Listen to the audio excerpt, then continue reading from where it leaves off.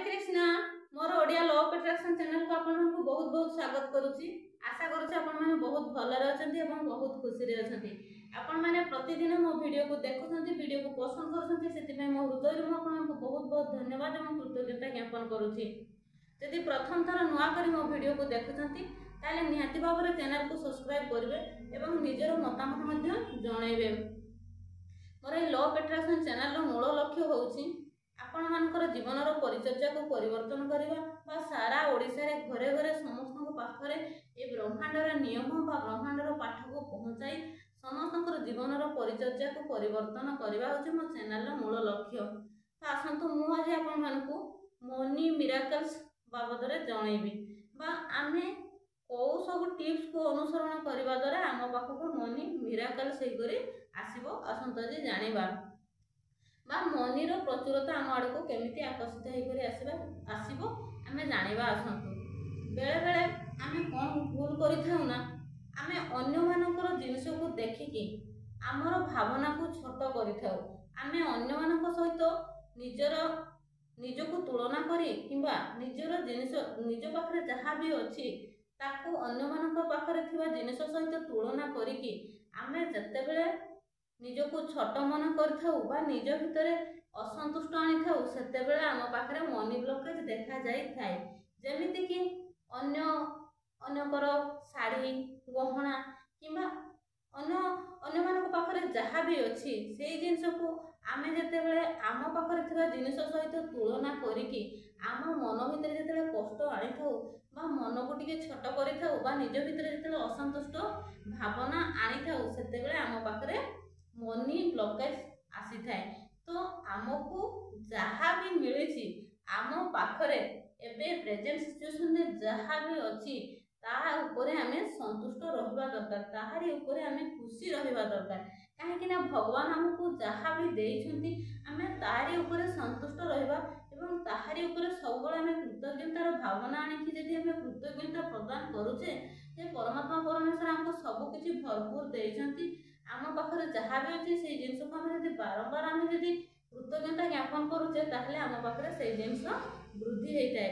तेणु आपण माने टिप्स नंबर 1 केबे भी अन्य मानक जिनस को देखिकी आपण माने निज पाखरे थिबा जिनस को तुलना करिकी केबे भी निज मन को छोट करिवे नाही किंबा निज मन रे कष्ट देबे नाही किंबा आपण जदि पड़िसा घरे भल मंद खाउथिबे आम घरे हेई पलानी आपण बेले बेले मन कष्ट छोट छोट कथा रे करि दउछंती किंतु से छोट छोट कथा को आपण माने टिके गुरुत्व देबे। जेमिति जहाँ भी अछि आपण से साग पखाळ खाइले भी आपण जेमिति आपण को भितरे संतुष्टि रहिबा दरकार, खुशी रहिबा दरकार, जेमिति कि मन भितरे से कष्ट भावना न रहे आपण गुरुत्व देबे। तो सेकंड पॉइंट होउची आमे अन्य मानकर बेले बेले अन्य मानक पाखरे जेतेले प्रचुरता आसी जाई थाए सब किछि रे आमे बेले बेले ईर्ष्या करि थाउ। तो आम मन रे से जेतेले ईर्ष्या भावना आसी थाए सेते बेले आम पाखरे मनी ब्लॉकेज क्रिएट हेई थाए। तो केते बेले भी आमे काहारी जिंस को देखिकी ईर्ष्या करिबा नाही, काहे कि ना जदि आमे तांकर जिंस को देखिकी ईर्ष्या कले ताहले यूनिवर्स जानिले कि आमे से जिंस हमको नीड नाही, आमे से जिंस प्रति ईर्ष्या करछे। तो जदि से जिंस हमर आसीबार थाए मध्ये से जिंस हमको दूरे जीवो। तेणु टिके से जिंस प्रति मध्ये आपण माने गुरुत्व देबे। काहारी जिंस काहारी सुखरे सुखी होंतु, काहाको देखिकी आपण माने ईर्ष्या करंतु नाही। तो थर्ड स्टेप होउची आपण माने जदि भाबुछंती मनी आपण मानकठो दूरे दूरे जाउची पूर्वरो जेमिति आपणकर इनकम इंक्रीज होउतला एबे सेमिति हेई पारुनी। जदि आपण फील करूछंती कि आपण मनी ठो दूरे जाउछंती बा मनी इनकम धीरे धीरे कमी जाउची तो सेते बेले आपण माने जानिबे कि आपण मानकर एनर्जी बॉडी रे क्रिएट हेई पारु नाही, आपणकर एनर्जी बेस लेवल रे रही जाउची। तो आपण माने केमिति एनर्जी क्रिएट करिवे आपण माने चक्रा हेलिंग मेडिटेशन रो वीडियो डिस्क्रिप्शन रे लिंक अछि देखि देबे। हमर जो चक्रा हेलिंग मेडिटेशन जो रूट चक्र रहिछि बा मूलाधार चक्र आमे जदि मूलाधार चक्र को आमे जदि हील करि पारुछे एक्टिवेट करि पारुछे ताहले आम पाखको धन निरंतर भाव रे आसीबाकू लागिवो। काहे कि ना हमर जदि मूलाधार चक्र ବ୍ଲକେଜ୍ ଥାଏ ତାହେଲେ ଆମ ପାଖକୁ ମନି ଆସିବା ଧୀରେ ଧୀରେ କମିଯାଏ ଏବଂ ମନି ଆମଠୁ ଦୂରେଇ ଯାଏ। ତେଣୁ ଆପଣମାନେ କେମିତି ମୂଳାଧାର ଚକ୍ରକୁ ହିଲ୍ କରିବେ? ମୂଳାଧାର ଚକ୍ରର ଆମର ମନ୍ତ୍ର ହେଉଛି ଲୋମ୍। ମୂଳାଧାର ଚକ୍ରର ଅବସ୍ଥିତି ହେଉଛି ଆମର ବ୍ୟାକବୋନ୍ର ପୁରା ଏଣ୍ଡ ପାର୍ଟରେ। ଆପଣମାନଙ୍କର ଯେଉଁଟାକୁ ମୂଳଦ୍ୱାର ବୋଲି ଆପଣ କହୁଛନ୍ତି ସେଇଠି ହେଉଛି ଆମର ମୂଳାଧାର ଚକ୍ର ଏବଂ ତାର କଲର ହେଉଛି ଲାଲ। ତ ପ୍ରତିଦିନ ଆପଣମାନେ ଯଦି ସକାଳେ ଉଠିକି ଆପଣଙ୍କର ମୂଳାଧାର ଚକ୍ରକୁ ହିଲ୍ କରୁଛନ୍ତି, ଏନର୍ଜି କ୍ରିଏଟ୍ କରୁଛନ୍ତି, ଆପଣମାନେ ମୁଦ୍ରା ଯୋଗ ମୁଦ୍ରାରେ ଆପଣ ବସିଯିବେ ଏବଂ ଦୀର୍ଘ ନିଶ୍ୱାସ ନେବେ ଏବଂ ଛାଡ଼ିବେ, ଦୀର୍ଘ ନିଶ୍ୱାସ ନେବେ ଏବଂ ହୋଲ୍ଡ କରିବେ ଏବଂ ଛାଡ଼ିବେ। ଏମିତି ଆପଣ 3 ଥର ବ୍ରିଦିଂ ଏକ୍ସରସାଇଜ କରିସାରିଲା ପରେ ଆପଣମାନେ ଭିଜୁଆଲାଇଜ୍ କରିବେ ଗୋଟେ ରେଡ୍ କଲରକୁ। କାହିଁକିନା ଆମର ମୂଳାଧାର ଚକ୍ରର କଲର ହେଉଛି ରେଡ୍ କଲର।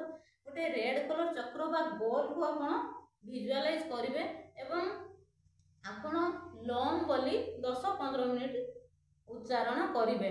ଏ ଲୋମ୍ ଉଚ୍ଚାରଣ କଲା ଫଳରେ କ'ଣ ହେଇଥାଏ ନା ଆମର ଯେଉଁ ଲୋମ୍ ଆମେ ଦୀର୍ଘ ସମୟ ଧରି ଯେଉଁ ଉଚ୍ଚାରଣ କରୁଛେ କରିବା ଦ୍ୱାରା ଆମର ମୂଳାଧାର ଚକ୍ରରେ ଏନର୍ଜି କ୍ରିଏଟ୍ ହେଇଥାଏ। ତ ମୂଳାଧାର ଚକ୍ର ଯେତେବେଳେ ଆମର ଏନର୍ଜି କ୍ରିଏଟ୍ ହେଇପାରିଥାଏ ମୂଳାଧାର ଚକ୍ରରେ, ସେତେବେଳେ ଆମର ଶକ୍ତି ଉତ୍ପନ୍ନ ହେବାକୁ ଲାଗିଥାଏ।